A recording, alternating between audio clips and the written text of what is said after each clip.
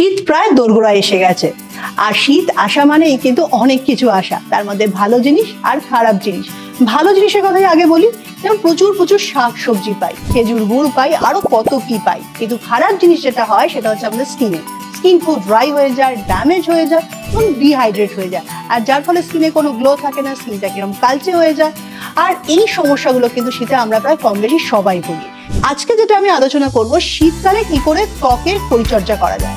আমাদের স্কিনের নিজস্ব একটা ক্যাপাসিটি আছে, আর তার মাধ্যমে কিন্তু স্কিন আমাদের নিজস্ব ময়েশ্চারকে বজায় রাখে। কিন্তু যখন শীত চলে আসে তখন কিন্তু টেম্পারেচার এবং হিউমিডিটি এই দুটোর সঙ্গে আমাদের স্কিনকে কিন্তু ব্যালেন্স করতে হয়, আর সেটা যখন ব্যালেন্স করতে পারে না তখনই আমাদের স্কিন কিন্তু ভীষণ ড্রাই হয়ে যায়, রাফ হয়ে যায় এবং ভীষণভাবে শুকনো হয়ে যায়। আমাদের স্কিনের ওপরের যে লেয়ার রয়েছে সেই লেয়ারটা হচ্ছে এপিডার্মিস। তার কাজ হচ্ছে স্কিনের ওপরে জলকে সংরক্ষণ করা।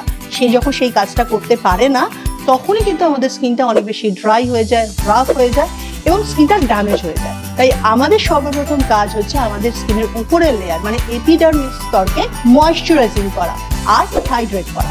দেখো, স্কিনকে ভালো রাখার জন্য বেসিক কয়েকটা জিনিস করতে হবে। সেটা হচ্ছে স্কিনকে পরিষ্কার করা।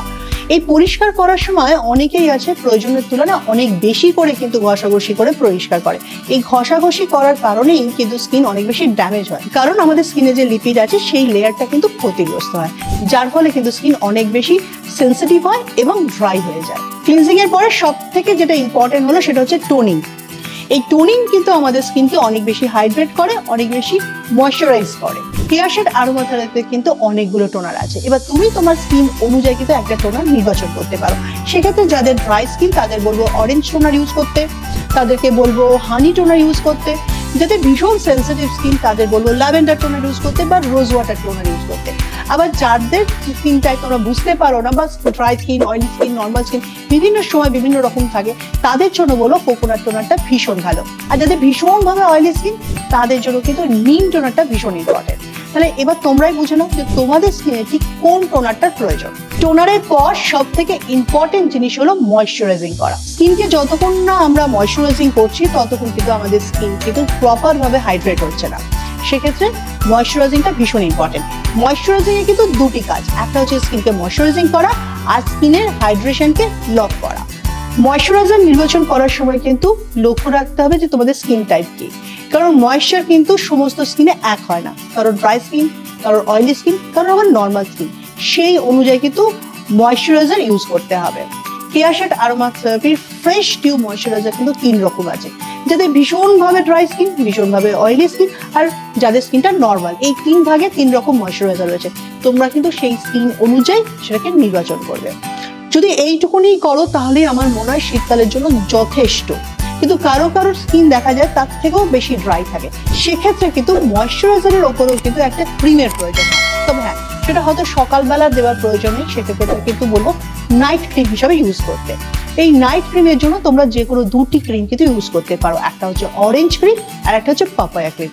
এই দুটো ক্রিমই কিন্তু সব রকম স্কিনের জন্য ভালো, এক্সট্রা ময়েশ্চারও দেবে, স্কিনকে হাইড্রেটও করবে আর স্কিনের গ্লো বাড়িয়ে তুলবে। তবে অনেকেই একটা জিনিস ভুল করে ফেলে, শীতকালে দুপুরবেলা রোদ্দুরে বেরোনোর সময় অনেকটা ক্রিম বা অনেকটা ময়েশ্চার মেখে কিন্তু তারা রোদ্দুরে বেরোয়।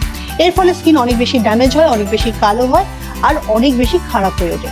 শীতকাল হলেও কিন্তু তোমরা কোনো ময়েশ্চার বা কোনো ভারী ক্রিম মেখে কিন্তু রাস্তায় বেরোবে না, তার আগে কিন্তু অবশ্যই সানস্ক্রিন লাগিয়ে বেরোবে। হয়তো শীতকালে সানস্ক্রিন লাগানোর প্রয়োজন অনেকেই মনে করো না, কারণ সূর্যের তাপটা আমাদের শরীরে সেভাবে ক্ষতি করে না, কিন্তু সূর্যের যে রেটা সেটা কিন্তু আমাদের কিন্তু সমান ক্ষতি করে।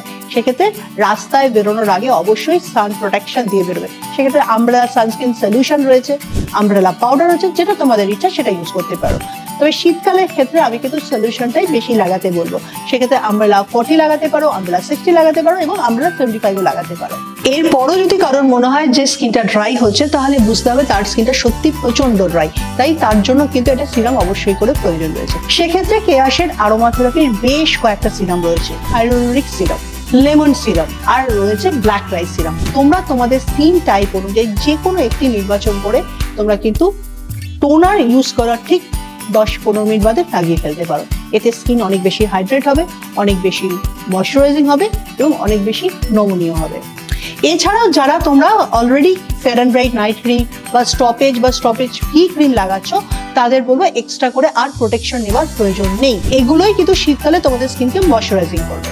শীতকালে স্কিনকে ভালো রাখার জন্য কিন্তু আর একটা উপায় আছে, সেটা হচ্ছে প্রচুর পরিমাণে জল খাওয়া, বিভিন্ন ধরনের ফ্রুটস পাওয়া যায় সেগুলো খাওয়া, বা প্রচুর শাকসবজি পাওয়া যায় সেগুলোও খাওয়া।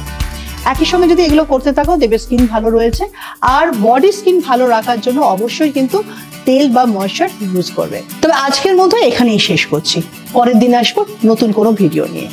এরপরও যদি তোমাদের কোনো প্রশ্ন থাকে তাহলে অবশ্যই তোমরা আমাকে কমেন্ট করে জানাবে। আর হ্যাঁ, চলে যাওয়ার আগে আমার চ্যানেলটাকে অবশ্যই কিন্তু সাবস্ক্রাইব করে দেবে।